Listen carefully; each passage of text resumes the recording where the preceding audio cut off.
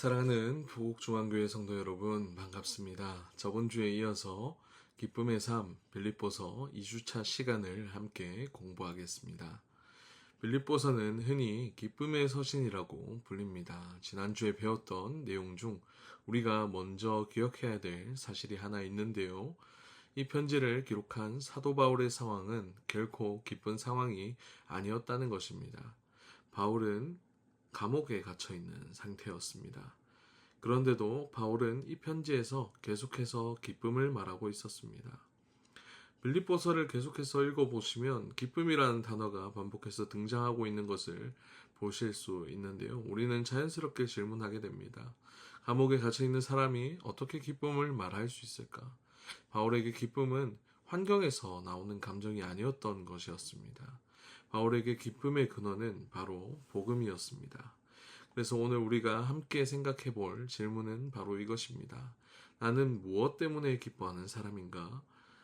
라는 질문입니다. 우리는 오늘 말씀을 통해서 이 질문을 함께 고민하면 좋겠습니다. 오늘 우리가 살펴볼 본문은 빌립보서 1장 1절부터 18절까지의 말씀입니다. 오늘 강의의 주제는 복음이 진전하는 기쁨입니다. 이 표현이 조금 낯설게 들리실 수 있을 겁니다. 우리는 보통 자신의 상황이 좋아질 때 기쁨을 느끼기 때문입니다. 일이 잘 풀릴 때 기쁘고 형편이 좋아질 때 기쁘고는 합니다. 그러나 바울의 기쁨은 자신의 상황에서 나오지 않았습니다. 바울은 예수 그리스도의 복음이 전해지고 있는가, 그 복음이 점점 확장되어 가고 있는가를 바라보고 있었습니다. 그래서 바울은 감옥에 있었으면서도 이렇게 말합니다. 내가 당한 일이 도리어 복음 전파의 진전이 되었다. 바울은 자신의 고난을 실패로 보지 않았습니다. 오히려 복음이 확장되는 통로로 보았습니다. 이것이 빌립보서가 말하는 기쁨의 본질입니다. 먼저 본문의 내용을 배우기에 앞서서 오늘은 본문 빌립보서 1장 1절에서 18절까지의 말씀의 구조를 살펴보겠습니다. 오늘 본문은 세 단락으로 나눌 수 있습니다. 첫 번째 단락은 1절부터 2절까지의 인사의 말입니다. 두 번째 단락은 3절부터 11절까지의 감사와 기도에 대한 내용입니다. 그리고 세 번째 단락은 12절부터 18절까지의 말씀, 바울의 상황과 복음의 진전에 대한 이야기입니다. 이 세 단락을 통해 바울은 세 가지 중요한 메시지를 전달합니다. 성도의 정체성과 교회의 관계, 그리고 복음의 진전입니다. 이 세 가지 주제를 중심으로 오늘 말씀을 살펴보겠습니다.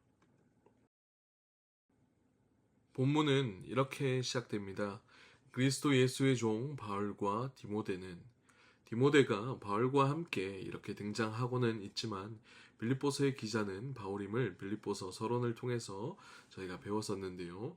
하지만 우리가 이 부분을 통해서 정확하게 알 수 있는 사실은 디모데가 바울의 정말 가까운 동역자였다는 사실이었습니다. 사도행전을 보면 바울의 2차 전도 여행 때 디모데가 합류하게 된 사실을 알 수 있습니다. 이후 디모데는 바울과 함께 여러 지역을 다니면서 복음 사역을 함께 감당했습니다. 바울은 이런 디모데를 매우 신뢰했습니다. 심지어 디모데전서에서는 디모데를 믿음 안에서 참 아들 된 디모데라고 부르는데요. 이것은 복음 사역이 결코 혼자 하는 사역이 아니라는 사실을 보여줍니다. 복음 사역은 항상 동력을 통해 이루어진다는 사실이지요. 이어지는 단락에서 바울은 이렇게 이야기합니다. 그리스도 예수 안에서 빌립보에 사는 모든 성도와 또한 감독들과 집사들에게 편지하노니. 먼저 우리가 빌립보서 서론에서 배웠듯이 이 구절에서 주목할 부분은 교회의 직분이 언급된다는 점입니다. 바울은 성도와 감독들과 집사들이라는 표현을 사용했습니다. 감독은 교회를 돌보고 지도하는 역할을 하는 사람들이었으며 집사는 교회를 섬기며 이렇게 성도들을 맡아서 보살피는 역할을 했던 사람이었습니다. 또한 이 표현을 통해서 우리는 교회가 거룩한 하나님의 백성들의 모임임과 동시에 교회가 단순한 모임이 아니라 질서를 가진 공동체라는 사실을 우리는 알 수 있었습니다. 그런데 여기서 눈에 띄는 표현이 하나 있습니다. 바울은 자신을 사도 바울이라고 소개하지 않고 그리스도 예수의 종이라고 말하고 있다는 것입니다. 여기서 종이라는 단어는 헬라어 둘로스입니다. 이 단어는 단순한 종이 아니라 노예를 의미하는 단어였습니다. 고대 로마 사회에서 노예는 자신의 삶을 스스로 결정할 수 있는 사람이 아니었습니다. 모든 삶이 주인의 소유였습니다. 바울이 자신을 둘로스라고 부른 것은 자신의 삶이 전적으로 그리스도께 속해 있음을 표현하는 것이었습니다. 바울의 정체성은 사도라는 직분보다 먼저 나는 그리스도께 속한 사람이었다라는 사실이었습니다. 바울은 자신의 사도권이 공격받던 다른 서신의 교회에서는 사도적 권위를 강조해야 할 필요가 있을 때 사도라는 표현을 사용하기를 서슴지 않았습니다. 하지만 빌립보서에서는 그렇지 않습니다. 그 이유는 바울과 빌립보 교회 사이에 이미 깊은 신뢰와 사랑의 관계가 있었기 때문입니다. 바울은 권위를 앞세우기보다 자신의 정체성이 어디에 있는지를 먼저 밝힙니다. 그는 말합니다. 나는 그리스도 예수의 종이다. 여기서 우리는 성도의 정체성을 다시 한번 생각해 보게 됩니다. 성도란 단순히 교회에 출석하는 사람이 아닙니다. 성도란 그리스도께 속한 사람입니다. 우리의 삶의 기준과 방향, 우리의 존재의 목적은 결국 우리가 누구에게 속해 있는가에서 결정됩니다. 바울의 정체성은 분명했습니다. 그는 자신의 삶이 그리스도께 속해 있다는 사실을 알고 있었습니다. 그리고 바울은 이어서 말합니다. 하나님 우리 아버지와 주 예수 그리스도로부터 은혜와 평강이 너희에게 있을지어다. 바울의 이 인사말은 하나님께서 죄인을 향해 베푸시는 값없는 은혜를 말합니다. 또한 예수 그리스도의 십자가로 하나님과 화목하게 된 사람에게 주어지는 평강을 말하고 있습니다. 따라서 이 바울의 인사는 단순한 인사말이 아니라 복음의 핵심을 요약한 신학적인 선언이라고 우리는 볼 수 있습니다. 이제 바울은 빌립보 교회를 향한 감사와 기도를 전합니다. 바울은 말합니다. 내가 너희를 생각할 때마다 나의 하나님께 감사하며 바울은 이처럼 빌립보 성도들을 떠올릴 때마다 자연스럽게 기쁨의 감사와 기도가 나왔다고 말합니다. 그 이유는 4절에서 5절 말씀에서 우리가 살펴볼 수 있습니다. 너희가 첫날부터 이제까지 복음을 위한 일에 참여하고 있기 때문이라 라고 바울은 말하는데요. 여기서 참여라는 단어는 바로 헬라어 코이노니아입니다. 이 단어는 단순한 협력하거나 돕는 것을 의미하지 않는데요. 이것은 복음을 중심으로 서로 연결된 공동체적인 연합을 의미하고 있었습니다. 빌립보 교회는 바울의 선교 사역을 위해 기도와 물질로 지속적으로 동참했던 교회였습니다. 그래서 바울은 그들을 생각할 때마다 감사할 수밖에 없었던 것이었습니다. 그리고 바울은 매우 중요한 말씀을 합니다. 너희 안에서 착한 일을 시작하신 이가 그리스도 예수의 날까지 이루실 줄을 우리가 확신하노라. 이 말씀은 우리에게 구원의 중요한 진리를 보여줍니다. 구원은 인간이 시작하는 일이 아니라 하나님께서 시작하시는 일이라는 것입니다. 그리고 하나님께서 시작하신 일은 반드시 완성된다는 것입니다.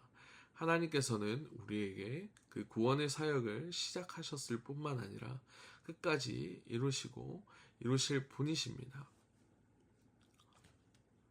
이어서 바울은 빌립보 교회를 위한 기도를 말하고 있습니다. 너희 사랑의 지식과 모든 총명으로 점점 더 풍성하게 되기를 원하노라.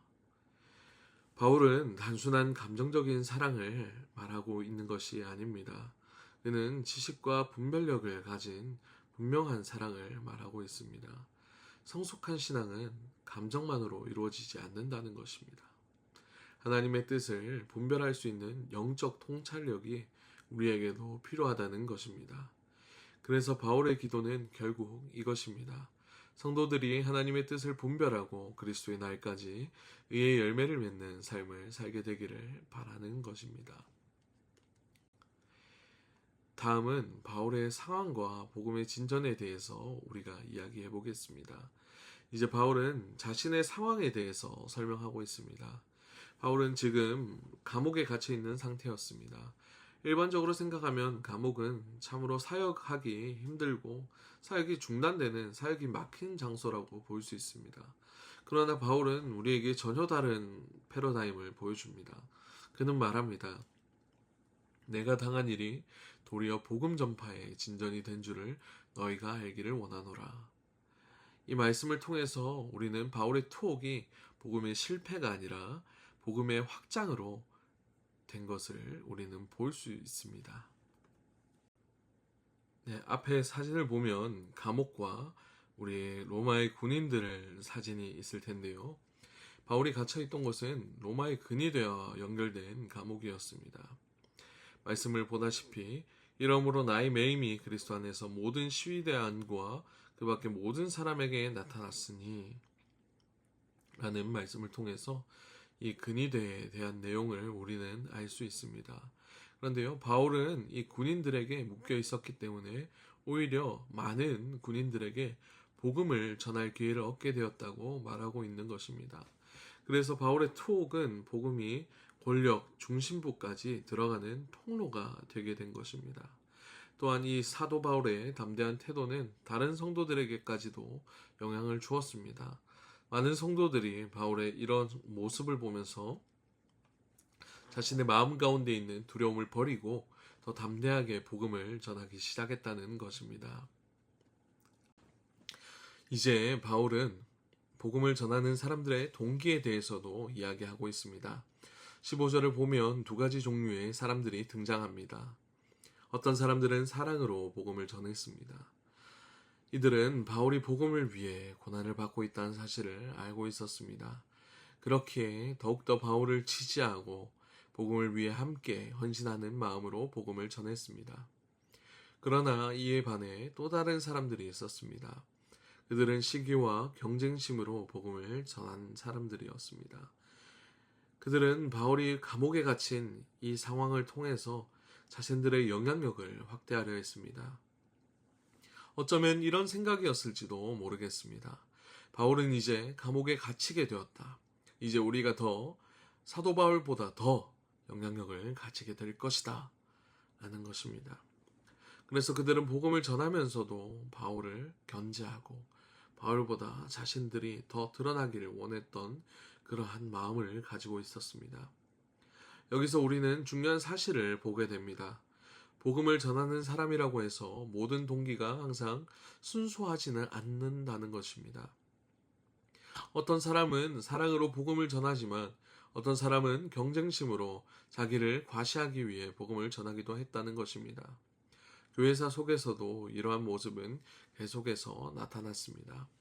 그러나 바울의 반응은 매우 놀랍습니다. 바울의 관심은 자신의 명예가 아니었습니다.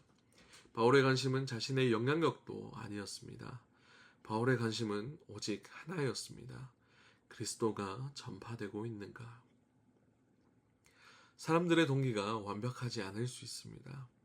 사람들이 경쟁심으로 자신의 의를 드러내기 위해서 복음을 전할 수도 있을 것입니다. 그러나 바울은 이렇게 말합니다. 그리스도가 전해진다면 나는 기뻐한다. 이것이 바울의 시선이었습니다. 바울은 자신의 상황보다 복음을 바라보았습니다. 자신의 감정보다 복음의 확장을 바라보았습니다.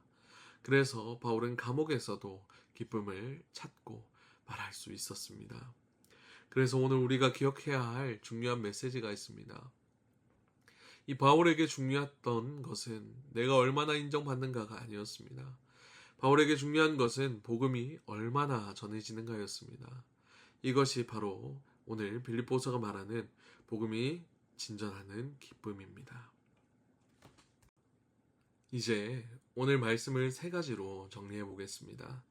첫째, 성도의 정체성은 그리스도께 속한 삶이라는 것입니다. 바울이 자신을 사도라고 부르기보다 그리스도 예수의 종이라고 말했던 것을 통해 우리는 성도로서 결국 그리스도께 속한 사람임을 기억하면서 나아가야 될 것입니다. 두 번째로, 교회는 복음 안에서 함께 참여하는 공동체라는 것입니다. 빌립보 교회는 복음을 위해 바울과 함께 동참하는 공동체였습니다. 코이노니아 하는 교회였습니다. 교회는 복음을 중심으로 함께 살아가는 복음 공동체로서 기능해야 된다는 것입니다. 마지막으로 복음은 어떤 상황에서도 멈추지 않고 진전한다는 것입니다. 바울은 감옥에 있었지만 복음은 멈추지 않았습니다. 하나님께서 이루시는 복음의 역사는 어떤 상황 속에도 계속 진전된다는 것입니다. 오늘 2강 빌립보서 1장 1절부터 18절까지의 말씀을 통하여서 우리 부곡중앙교회도 사랑이 풍성해지기를, 선한 것을 분별하기를, 그리고 의의 열매 맺기를 소망하고 축복합니다. 또한 우리가 정말로 오늘 배운 세 가지 내용과 같이 그리스도께 속한 정체성을 분명히 붙드는 교회, 복음 안에서 함께 참여하는 공동체로서의 교회, 복음이 멈추지 않고 진전하는 교회가 되기를 주님의 이름으로 축원드립니다.